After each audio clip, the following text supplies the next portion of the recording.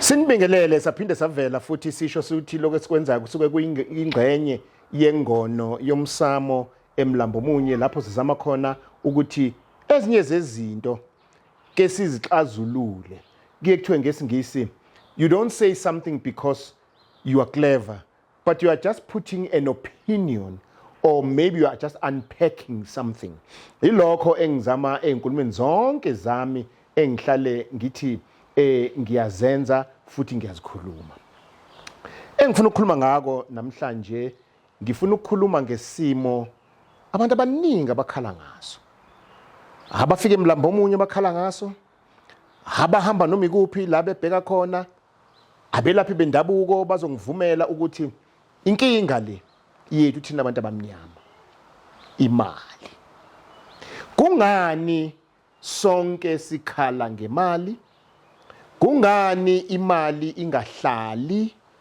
Kungani mawunayo imali bese ufuna ukuvela ukuthi wena unemali? Kungani mawunemali bese uziphakamisa uziqhakambisa? Kungani mawunemali bese ubukela phansi abanye abantu? Miningi imibuzo ofuna uzibuze yona ngemali. La isuke ihluphe khona futhi ithi misihamba ivalelisi. Okunye okubuhlungu uthi noma kade unamabhizinisi emakhulu kodwa sifani nezinye inhlanga okuthiwa lokhuya sekuranwa amadodana namadodakazi, ubaba usahamba kumbe umkhulu waqala liyanda. Zonke lezi zinto ofuna sizibheke kungani zingenzeki. Ecubunguleni kwami nasecwaningeni kwami nabakhehla amadala engitshela athi kahle ngempela imali has got no spiritual connectedness or relation with us. Imali ayinayo i-connection with our own spirituality. Akuhambisani. Thina njengabantu abamnyama eAfrika besiphila ngemfuyo, besiphila ngokulima, siphila ngenkomo, ukufuya, kuye nokuthi ezakho zingakanani, kuphilwa ngembuzi, iskapu, lokho kuthiwa izimvo kumnyama entabeni, kuphilwa ngenkukhu. Bekuphilwa ngokunanelana. Ngikhule mina inkabi zakithi ke ziyothiwa yilimo, ziyolima kasibanibani insimi yakhona. Kukhona into yomama okuthiwa ukuhlakulisana. Kuyohlakula ensimini yakabani, kuyohlakula ensimini yakabani. Besike sithunywe ebusuku ngo7, hawu usawoti awukho, aniphuthume kamakhelwane niyonana usawoti. Umuzi nomuzi ubunesibaya sawo. Umnumzane ubebamba esibayeni imbuzi, umnumzane bebamba inkukhu kumbe aginqa inkomo.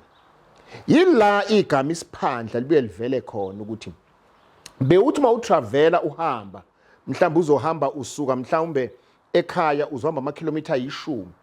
It's obvious ukuthi kuzohlwa endleleni ulale ungene emzini omuntu. Ngokuthi mhlawumbe walaliswa lapho, umnumzane ngeke akukhiphe nje ukuthi udlulile wasuyahamba. Uzotibambana imbuzi bese kuhlabisa uphatha umphako ngoba akazi uyofika nini la umtshela khona kukude. Usiyobe usufaka isiphandla ke ukuthi ngahlatshiswa kasibanibani. Ile mpilo ke besiyiphila. Uma sefika umlungu ungizwe kahle. Ayikho imali kithina abamnyama ibingekho. Singazi lutho ngayo futhi singekho isidingo sayo, kungekho ocabanga ukuthi sibe khona isidingo sayo. Wafika umlungu wayifaka imali, eyifaka kodwa ehlakaniphile. Wenze into ezintathu umlungu. Ufike wasiqoqa, wasiqoqa sonke wayosifaka basakhela amalokishi. besisusa emakhaya sinenkomo sinesibaya basikhuculula isibaya. Okwesithathu wayese umlungu ethatha lamasimu ethu bafaka amafeni. Uyabona namhlanje uma sikhuluma ngo bring back the land, inkinga esinango bring back the land kimina sesisuke sayenza yaba yipolitiki. For me it needs not to be political, it needs to be cultural and traditional. For me that's what we call, and that's what bring back the land should be. Ukuthi malibuyizwe uthi wena akubuye umhlaba. Labantu esebengqumbelene koSoweto, koMashu, koKhayelisha, koMlazi, bani koZakheni, uzobabuyela kanjani? Nokuthi mawubuya sisazokwazini ukuthi sibuyele emuva siyokwazi ukulima amasimu, siyokwazi ukutshala, siyokwazi ukufuya inkomo. Yingakho namhlanje ingane yomuntu omnyama ngizokusho lokho ifucelwa job creation, get the jobs, job creation. Asibona abantu bama-jobs thina sabantu bokuthi sasiphila kanjani. Ngiyakwamukela futhi ngiyakuvuma ukuthi yebo isikhathi sesishintshile, kodwa noma sishintshile isikhathi ake sifundise izingane zethu ukuthi azingabi izigqila zemisebenzi, azibe izigqila zamathuba, opportunities. Ake uhulumeni acula iculo lani of creating opportunities. Ngizokwenzela isibonelo. Uthola ukuthi umuntu uthenga iplaza ebeliranwa umlungu ehlaba inkomo kulona iabattoir. Ngenkathi elithenga kulomlungu, lo mlungu besupplier izinkampani eziphethwe umlungu kumba belungu. Ama suppliers ngizothi abantu laba bathengayo bazothi sokumuntu but shut down. Simple. Ngikhuluma ngento eniyaziyo. Ngakho ke imali ayihlali nje akuyona yethu, ayikho emimoyeni yethu. Yingakho uhlala uphuphe uthi mawuphupha uthi uphuphi inkomo, umhlambi, bathi abakini nansi yakhe ingcebo.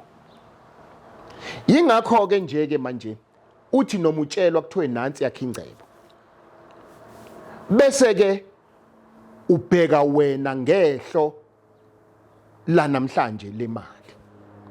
Ngidlule lapho asibheke futhi imali. Uyazi lihle iqiniso bantu benkosi, sometimes liyababa. Ama-millionaires amaningi la eNingizimu Afrika kunabelungu phakathi. There is a white person. Most of the millionaires, not most, all, mhlambe babili bathathu. Ukuze ube millionaire kumele kube khona umlungu. Uzube millionaire. Yini imali yakubo iza ngayo. Okwesibili, umlungu noma kuukuthi akekho, kodwa ukuze into yakhe iqhubeke iye phambili uyamdinga. Ake ngenze isibonelo. Namhlanje imbuzi uyithenga kubani? Inkomo uyithenga kubani? Inkukhu uyithenga kubani? Uyithenga kulabo abantu abasiphuca. Uyithenga kumndiya, uyithenga kumlungu. Awuyithenga umuntu omnyama. Ngoba umuntu omnyama uyahluleka. Sabayithatha leyo nto. So ke zinhlanu into engifuna ukuzisho sizicabange kahle. Imali kungani njalo kufanele ube nomlungu phakathi uzube nayo. Kungani imali uthi unayo bese uziqhenya uyiphakamisa ufuna ukubuka? Yena akafune ukubukwa. Sinama billionaires abelungu la eSouth Africa awaziwe. Kodwa hayi isuke ezimnyama bheka. Sinabelungu abanemoto ezibizayo abaziwa bayifaka ku Facebook.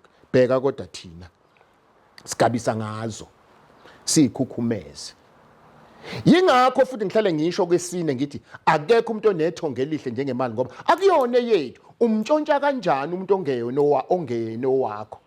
Yingakho ke bonke labantu becorruption bebanjwe egcineni ngoba bantshontsha into engahlangene namathongo abo. Uexposewa yithongo lakho lithi lalela uthathe wena umuntu ongena wala ekhaya umfaka la ekhaya umlethe kabi futhi banjwa bese uyaboshwa. Okwesihlanu nokugcina bese kuba ukuthi ke unayo ke imali kulungile ayikho inkinga kunalokho ukhahlela bakini bese ufaka abani abangaphandle. Ngakho ngizama ukusho ukuthi into ofuna ke siyibheke ake siyicubungule ungakhali kakhulu ngemali kodwa khala ngokulekelela ukuthi kahle hle thina sibamnyama esihlupheka kangaka yini okufanele siyibuyise yini ofanele siyilungise ukuze ngempela sibuyele lapha einkomeni zethu ngoba imali sisilahlisele ngisho ubuntu. Sikhuluma ngabantu ababulala nayo kubulawa amakhansela kubulawa osopolitiki kubulawa abantu kubangwa ini ikhundla ngoba isikhundla sinani sinemali. Ukuba imali ayikho esikhundleni ngoba sibulalana. So sibulalana ngoba sibanga into ngeyona yethu sibanga upoison esafa kwawona kodwa sasingabulalani kusenenkomo. Angaze ngizwe kuthiwa khona umuntu obulewe ebulawela imfuyo yakhe emakhaya. Ngishiya nani ke sicubungule asibe objective not subjective. Uyibheke lento ngoba umkhizi into ahlale ezikhuluma usuke ezama umkhizi ukuthi ake sijule ngalokho. Musu ukukhomenta uthi hayi umkhize kwasho wacipha cha no jula nje ukuyibuke nawe lento be analytical and be critical. Ngiyohlala ngitholakala eMlambo Muni. Inombolo zilulu uyazazi 0871100555 033 342 3945 bese ke eyogcina it 087 ethi 010 007 5294/5. Ngiyabonga.